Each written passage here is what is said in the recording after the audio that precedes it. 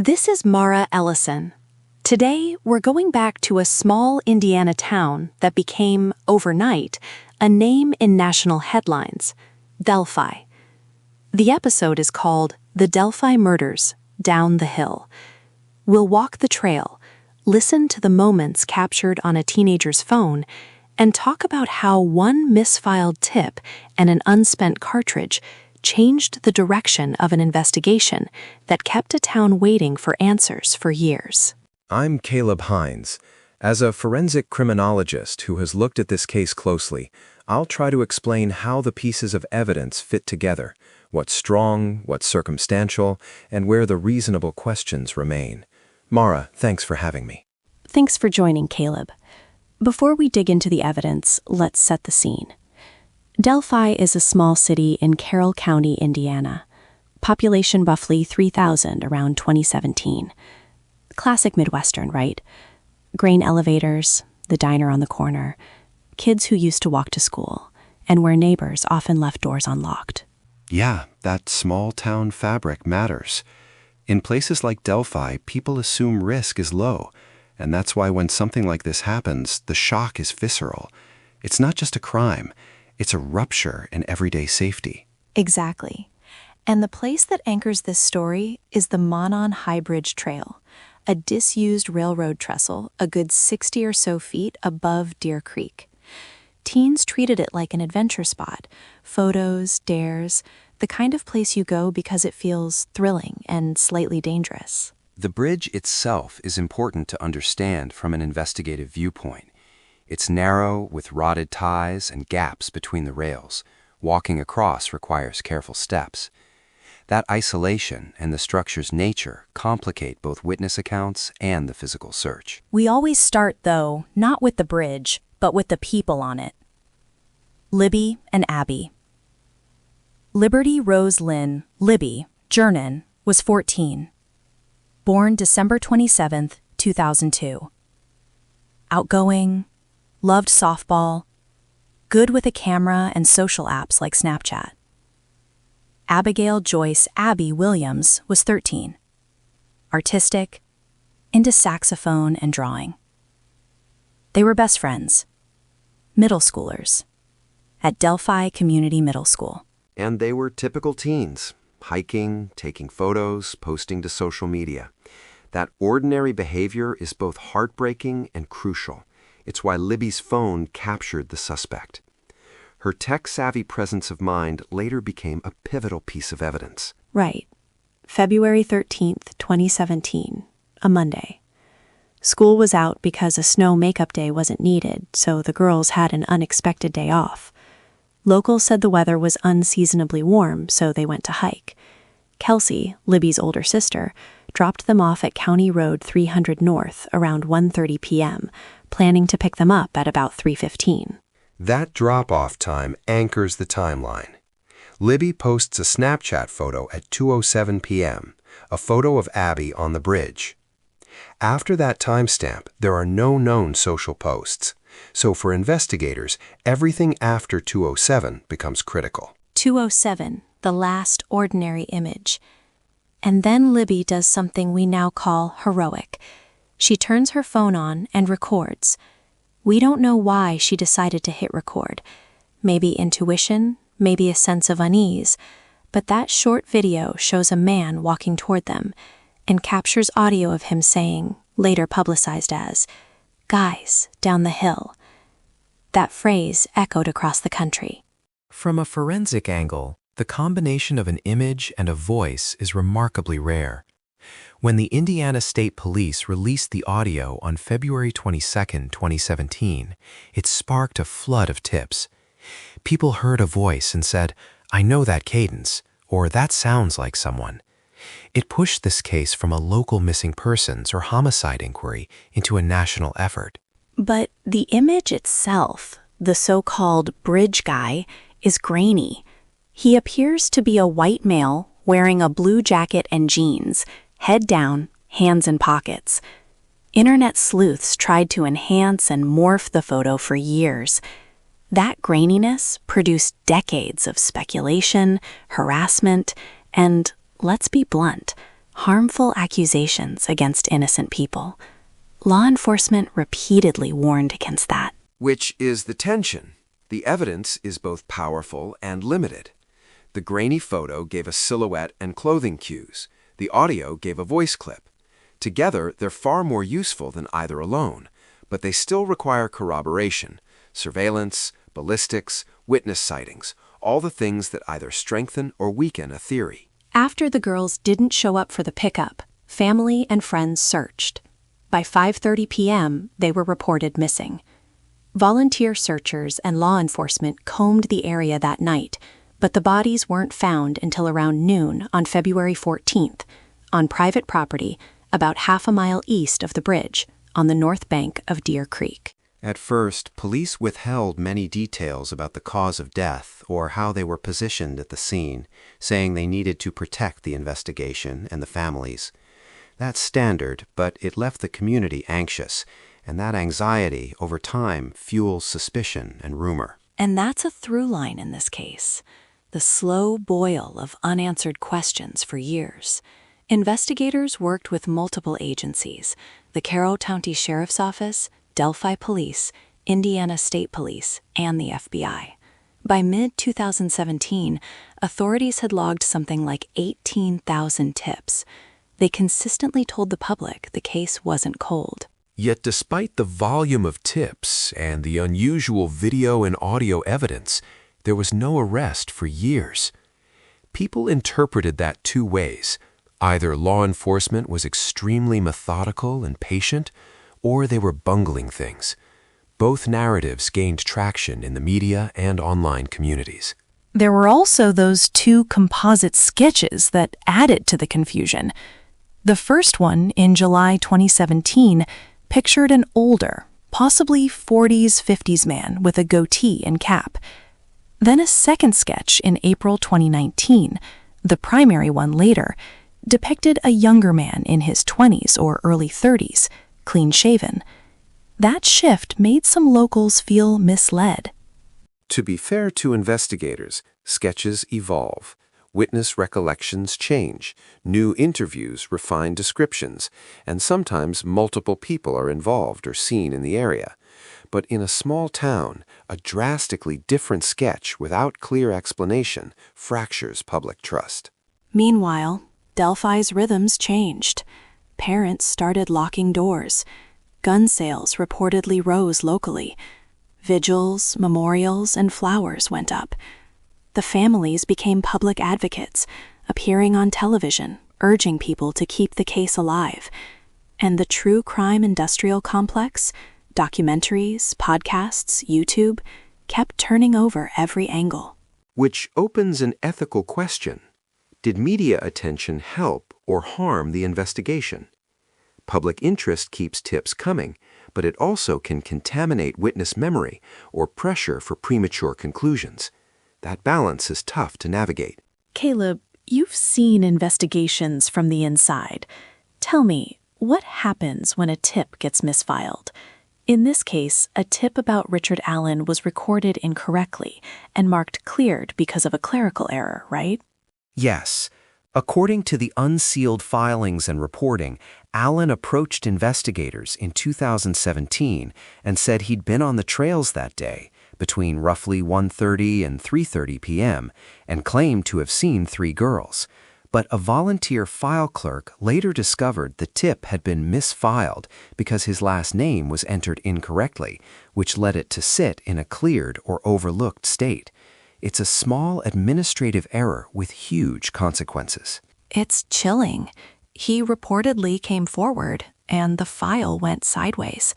A volunteer revisited the paperwork in September 2022 and realized the mistake, which sent investigators back to Allen. That's the kind of procedural lapse people talk about when they say the system can fail the people it's meant to protect. Mara, it's a lesson in the importance of paperwork. We often trivialize records management, but for cold case reviews, a single misfiled form can delay accountability for years. That said, once the misfiled tip was found, investigators didn't rely on that alone. They sought corroborating physical evidence. Which brings us to the cartridge. At or near the scene, investigators found an unspent .40 caliber cartridge, a round that had been cycled but not fired. Later, they seized a Sig Sauer P226 in .40 caliber from Allen's home. Forensic examiners said the marks on the cartridge were consistent with having been cycled through that specific weapon. That's a pretty direct connection on caper. Tool mark and firing pin impressions on cartridges and bullets can link ammunition to a specific firearm when done under controlled conditions. Here, examiners testified that the quality and quantity of marks matched the P226 associated with Allen. Importantly, Allen and his wife reportedly told investigators he was the only one who used that gun, which narrowed the chain of custody. We also have surveillance corroboration. The probable cause affidavit mentions a Hoosier Harvest Store camera capturing a vehicle consistent with Allen's car near the trail at relevant times, and witnesses placed a man matching the bridge guy on the trail that day. So the prosecution assembled multiple links: phone video, audio, ballistics, surveillance, witness statements. And from an evidentiary perspective, those multiple independent sources strengthen the case. The audio and video put someone matching Allen's build and clothing on the bridge with the girls. The cartridge links to his firearm. Surveillance and witness sightings place his vehicle in the vicinity. Individually, each piece might be challenged. Together, they create a pattern. Pattern is the right word. Still, defense attorneys argued many of these links weren't airtight. They highlighted the 5-year delay in arrest, the misfiled tip, and they attacked ballistics, arguing tool mark analysis can be subjective. They also raised Allen's mental health as a factor when addressing his later admissions. Right. The defense contested the reliability of jailhouse confessions and argued that what some saw as admissions might be the product of isolation and severe depression. There were recorded jail calls and statements. Investigators say Allen admitted to the killings multiple times in calls to his wife and mother and to prison staff. The defense contended those confessions were unreliable due to his mental state. There were other dramatic pretrial moments, too. Judge Francis Gall issued a gag order in December 2022. Allen's defense sought a venue change. Attorneys were removed and later reinstated after the Indiana Supreme Court weighed in because of concerns about leaked crime scene photos. It was messy. Large, high-profile cases often become legal tug-of-wars. Removing counsel over alleged mishandling of materials raised due process questions. The Supreme Court's reinstatement emphasized the defendant's right to counsel of choice. From a systems view, it shows tension between protecting evidence and protecting defendants' constitutional rights. And then, finally, the trial. It began in October 2024, with a jury brought from outside Carroll County and sequestered. Prosecutors presented Libby's phone video and audio as central. They emphasized the voice saying, "Guys, down the hill," clothing and build comparisons, the ballistic link, witness accounts, and those prison calls where Allen allegedly confessed. The jury deliberated and on November 11, 2020, found Allen guilty on all counts. They convicted him of 2 counts of murder and 2 counts of murder while committing kidnapping. Sentencing followed in December 2024. Judge Gull gave him 65 years for each murder to be served consecutively, totaling 130 years. For the families and community, the court's practical effect is that he won't be coming back. After conviction, the story didn't end. In 2025, videos of interrogations and portions of prison calls were released, and a 43-second version of Libby's bridge video surfaced on a pro-Allen website, claiming it undermined the case. The defense said they did not authorize that release. The appearance of that longer clip reignited arguments, even as the conviction stood. And that's the reality of modern high-profile cases. Evidence and court findings don't end public debate. Releases of additional video or audio, authorized or not, change how people interpret the timeline. But from a legal standpoint, the jury had the burden of proof and decided the evidence met that standard. I want to pause here and acknowledge something important. Even with a conviction, families don't get closure in the neat sense. Libby's and Abby's families expressed relief that there was accountability, but they also made clear that their daughters are still gone and that grief is ongoing. The courtroom verdict is accountability, not healing. Absolutely. There's a difference between legal closure and emotional closure. Sentencing ensures public safety and assigns responsibility, but it can't restore a life. Families often need years of support, community, counseling, advocacy to navigate that loss. Caleb, from a forensic and investigative stance, what are the lasting lessons of this case? What should other agencies take away? First, records and information matter. The misfiled tip demonstrates how administrative errors can delay justice. Second, the case shows the power and limits of digital evidence. Libby's quick recording provided an image and voice that otherwise would likely have been lost. That's enormous.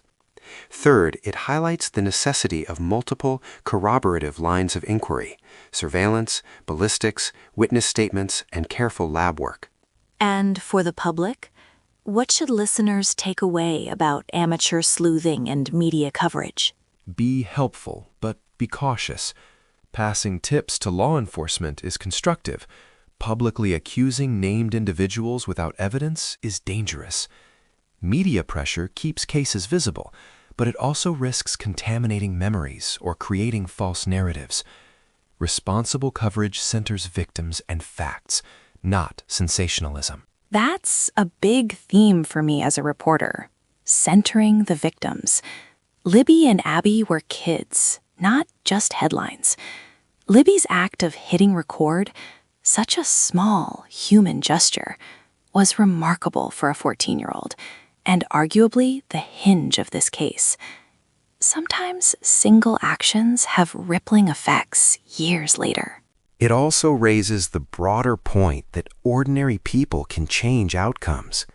A volunteer file clerk revisiting paperwork helped reopen a lead. Libby's phone provided a voice. Those are reminders that attention to detail and a little courage matter. We also need to talk about the community consequences. Delphi didn't snap back overnight. People changed behavior, locking doors, restricting kids' activities. Memorials and vigils grew, and conversations about better trail surveillance and community safety came to the forefront. The practical policy responses can include better maintenance and monitoring of remote public spaces, improved tip management systems, and more robust support for families of victims. The case also underscores that investing in victim services and community counseling is crucial after violent events. Now, Caleb, some listeners will ask, how certain is the link between the unspent cartridge and Alan's gun? Toolmark testimony was central at trial, but we all know these kinds of analyses can be disputed. Toolmark analysis is well established, but it's not infallible. The testimony in this case emphasized the quantity and quality of matching marks, which forensic examiners described as consistent with cycling through Allen's Sig Sauer P226. The strength of that evidence depends on the lab protocols, the examiner's experience, and how the defense frames potential alternative explanations. In court, juries weigh that along with other evidence. And then there were Allen's own statements, telephone calls where he allegedly admitted to the killings. The defense argued these were the product of isolation and mental health decline. The prosecution presented them as corroborative confessions. How do we reconcile that? Jailhouse admissions are always tricky. Context matters. Who was he talking to? Under what circumstances? Did he have reason to boast or to self-incriminate for psychological reasons? The jury apparently found those statements credible when combined with the physical evidence. Appeals will continue to examine admissibility and reliability, which is part of the post-conviction landscape. Speaking of appeals, Allen's team filed one, citing insufficient physical evidence and prejudicial media coverage. That's underway, and in the months after the conviction, more materials circulated publicly. We'll keep tracking that. For now, the court produced a guilty verdict and a 130-year sentence. And from a systems perspective, the case will be studied for how a misfiled piece of paper delayed a breakthrough, how victim-generated digital evidence can be decisive, and how multiple corroborating pieces, video, audio, ballistics, surveillance, can together satisfy the legal standard beyond a reasonable doubt. Before we wrap, I want to return to Libby and Abby as people. The memorials, the vigils, the advocacy, they matter. Libby's family, Abby's family, they turned pain into advocacy, urging vigilance, tips, and better protections. That public voice helped keep the case alive when years passed with no arrest. And their advocacy has meaning beyond this case. Families that speak out often change policy, awareness, and community practices. It's part of the legacy, how communities adopt, and hopefully how prevention improves. Listeners often ask what they can do if they're affected by violent crime, or if they want to help in cold case situations. We'll say this: reach out to local victim advocate organizations. Use official tip lines rather than social media accusations, and support community resources that offer counseling and trauma services. These are practical steps. Also, if you have information about an unsolved crime, call law enforcement with the specifics, and if possible, provide it to cold case units or trusted victim advocates. Documentation and official channels mean evidence is preserved correctly, helps avoid another misfiled tip. We've told this story with facts drawn from court documents, news reporting, and the investigative timeline. The case remains complex, and appeals may bring more details to light. But we wanted to give listeners a careful, victim-centered account of how those last minutes, on a bridge, caught on a teenager's phone, ultimately led to a conviction. And to reiterate, the case also shows the limits of impulsive online investigation. Respect for the families and the integrity of evidence must come first. Responsible public interest can help. Recklessness can harm. Caleb, one last question before we sign off. If you had to summarize the single most important takeaway from the Delphi case for our listeners, what would it be? That small, ordinary acts can change the course of a case. A teenager hitting record, a volunteer rechecking records, a survivor's family refusing to let the story die. Systems matter. Evidence handling, record keeping, and so do people. Both are necessary for justice. Perfect. Thank you, Caleb. And thank you to listeners for spending this time with us. If this episode hit you deeply, please consider reaching out to local victim services. And if you're in the U.S., national victim hotlines can connect you to resources. We'll post general resources with the episode notes. Thank you, Mara. And to anyone following the Delphi story closely, remain curious, but be kind. The victims were children. Their families deserve dignity and respect, regardless of where the legal process goes next. We'll be watching the appeals and any newly released material closely. For now, that's it for this episode of Still Unanswered. I'm Mara Ellison. I'm Caleb Hines. Stay safe out there, and reach out for support if you need it. Good night.